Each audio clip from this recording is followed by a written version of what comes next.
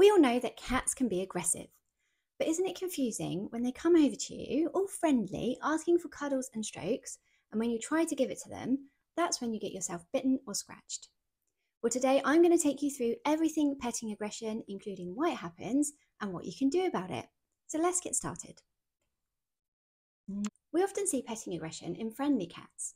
So sociable cats that want to be with you, they want to sit on your lap, they want to hang out with you, they like being stroked, and they might even like being picked up. But then they respond aggressively in response to something that we do. So it could be that we've stroked them for too long, we've stroked them in a way that they don't really like, or we're making them feel a bit uncomfortable. So there's lots of emotions at play here because the cat is enjoying it, but then they're becoming frustrated or maybe overstimulated. So you'll notice behaviors like they might be purring, but still biting, and it becomes very confusing. So when thinking about why this happens, I tend to look at this in two sections. So there's the cat issues and then there's the people issues. So when thinking about the cat issues, then every cat will have their own thresholds and boundaries as to what they like and what's too much for them and when aggression might occur. So their individual threshold will be a product of their experience so far. So have a think about their socialization and whether they met lots of people, whether they've been handled appropriately, and whether this sort of behavior has been encouraged. Because if you have a cat that's been abused or hasn't had any interaction with people or not proper interaction with people when they were younger, then just as a default, they're not going to be up for much handling and much stroking. Also, there will be differences in temperament. Some cats just are more snuggly and just love that physical touch, whereas other cats are a little bit more independent and like to be on the periphery. Finally, I would just think about the emotional state of your cat. So, how are they day to day? What's your environment like?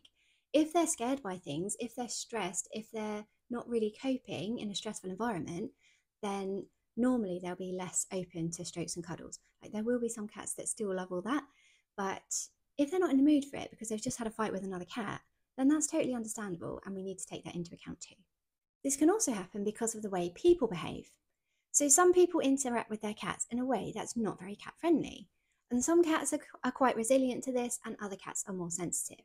So for example, some people might ruffle the top of their head like you might do to a dog, or they might rub their fur back and forwards rather than sort of slowly going in the direction of the fur, and other people will reach down towards them and sort of cover their faces as they stroke them. So these are quite small things, but for some cats, then that's enough for them to respond aggressively or to be like, I don't really like this. But lots of people do interact with their cats in a way that they know that they like. So in this scenario, it tends to be that it's going on for too long. So you know your cat likes to scritch on the neck, but they don't want that for good. They don't want that the whole time that they're on you. And they do have quite sensitive skin as well, particularly if you're stroking around the back, like along the bottom of their back before it goes up into the tail. That can be quite a sensitive area. And there are other areas that they might not want you to touch, like their paws or their tummy, where it can make them a bit uncomfortable. So here we need to be mindful that they're probably getting overstimulated and they just want to be on you and rest rather than having that constant physical contact. I'm just going to add in here that some people do annoy their cats on purpose. So that internet trend of how many times can you tap your cat on the head before it scratches you or they get annoyed, those sorts of things just aren't fun. And I know that some people don't see that as much of a problem and think it's just fun and games, but for your cat, it's not great and it is going to set them up for bad habits in future. Like they'll be less tolerant of you stroking them normally if the rest of the time you're winding them up and getting them annoyed. So what can we do about it? Well, we've got our cat issues and we've got our people issues. But to resolve this problem, we don't want to be changing your cat. It's not a case of training them to accept what we want to give or helping them get used to being picked up or stroked for long periods. What we can change is the people issues. What we need to do is adjust how we behave to fit in with what your cats need. So change your expectations. Like if you had a really snuggly cat in the past that loved all the cuddles they could get, that's amazing. But if that's not what you have now, with the cat that you have now, then you need to change that up and appreciate what they do want from you. That being said, they will be much more amenable to being stroked and handled if they feel like they have control in the situation. So once they're on your lap, rather than you just stroking, and they've got no choice in the matter, check in with them to make sure they actually want to be stroked. So we do this with a consent test. And cats are really good at this. They're great at telling you when they want to be stroked and when they don't. So when you hold your hand out towards them, what do? So if they're rubbing their face on you, if they're doing all that lovely head rubbing and body rubbing and winding around your ankles or winding around your hand, then that's perfect. That's a good indication that they're in a friendly mood, they're open to being stroked, and you can go for it. But keep stroking brief and check in with them every so often that they're still up for it. So repeat this consent test after a while, stop stroking them and do it again. And then you're giving them chance to decompress, stop them getting super overstimulated and keeping them in an emotionally level mental state. You can also watch your cat's body language when they're on you. So positive body language is all that head rubbing and approachable behaviour and lots of nice purring. That's all good signs. But what I would watch for here is the ears turning back, is the fur rippling on the back. You might notice the tail start, it won't be thrashing because they're not cross or upset about anything, but you might notice it starts ticking, in which case they're getting a little bit annoyed.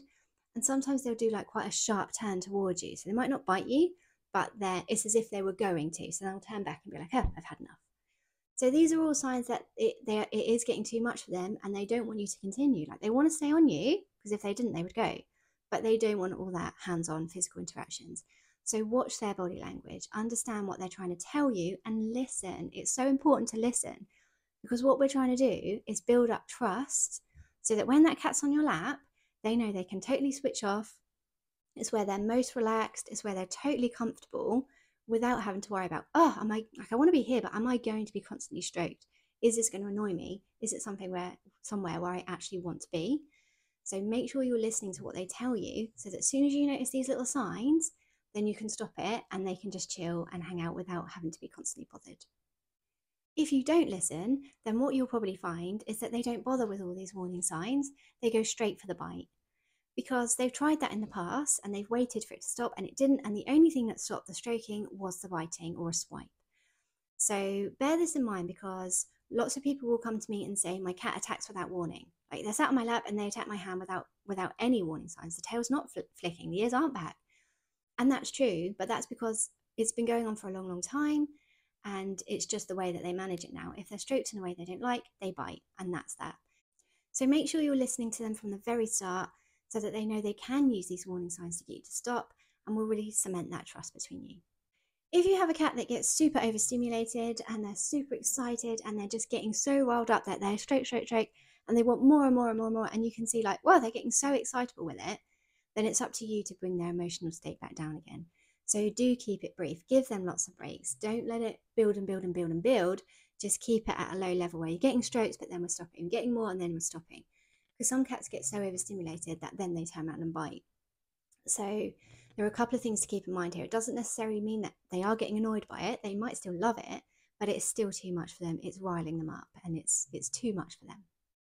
And finally is to make sure you don't punish them. So yes, I know it's annoying that they seem to be biting or swiping out of nowhere just because you're trying to be nice to them and trying to make friends and trying to stroke them in a way that they like.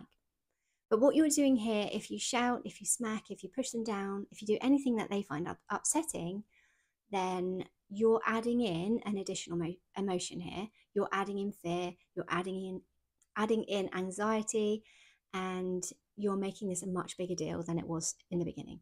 So please don't do that because it's so much more complicated. When we come in later down the line, your cat will be attacking you in other situations. They'll be less keen to get on your lap. They'll be much more reactive. So there's no place for punishment.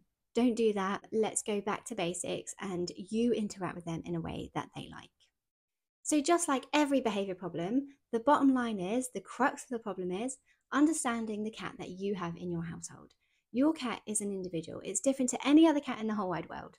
And it's up to you to adapt the way you behave towards your cat so that you're on the same page, so that you're meeting their expectations and they're meeting yours as well. If you do this, you'll have much less aggression, your relationship will blossom, and life will be better for you and your cat. If you're worried that your cat might be playing with your hands, then do watch this video on rough play to encourage some good habits. And let me know about your cats in the comments. I want to hear all about them. Does your cat scratch you when you try to pick them up or try to stroke them? And I will look forward to seeing you in another video another day. Take care. Bye.